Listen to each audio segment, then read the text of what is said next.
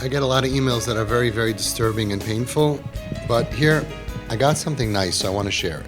One of my sons, Baruch Hashem, not a kip, was having a lot of trouble last year getting up on time and getting to yeshiva on time for Shabbos at very, very early in the a.m.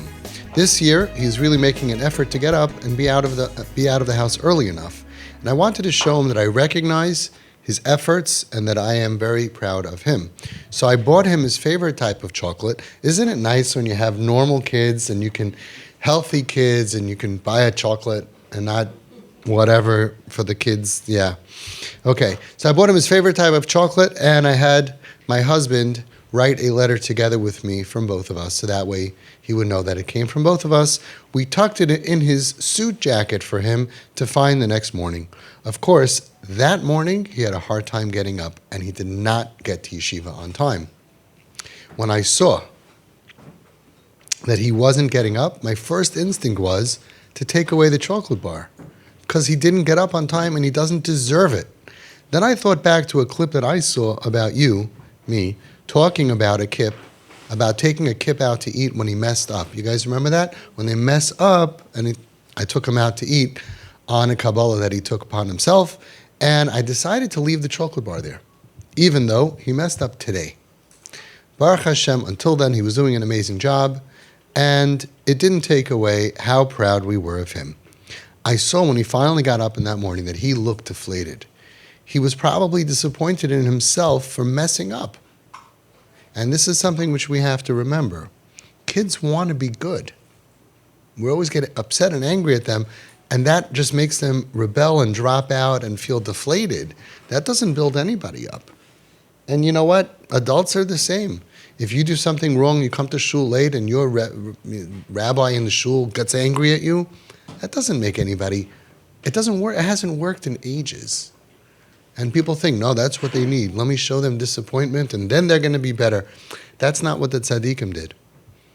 So anyway, he looked deflated because he wanted to be good, right? And he failed himself. Baruch Hashem, after he came home from yeshiva, his face was glowing again. Instead of feeling like a failure, we were able to help him focus on his successes. I could only wonder what would have happened if I did take away the chocolate.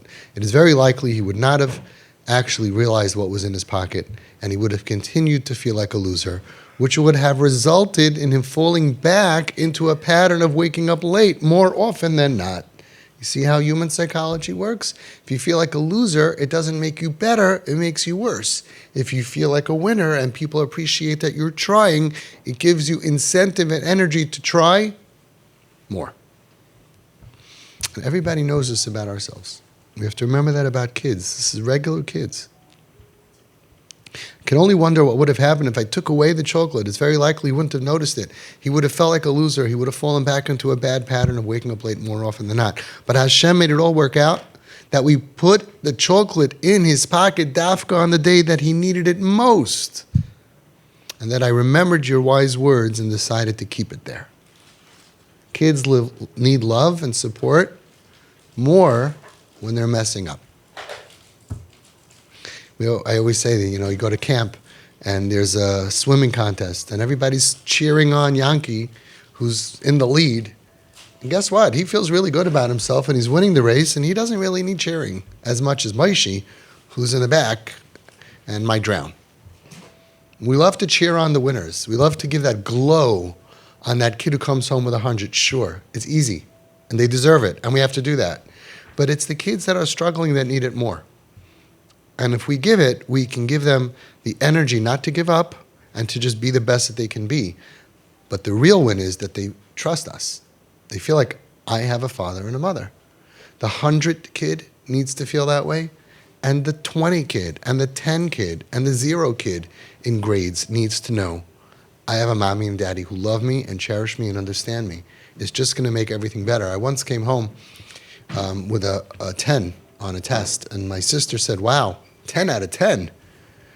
And I was like, right. Yeah, I like that story. 10 out of 10. I'm like, yeah, no, not really. So not everybody's doing well in school, and not everybody's doing well in life. If mommy and daddy are a bigger problem, that crushes them. You are not the problem. You are the solution.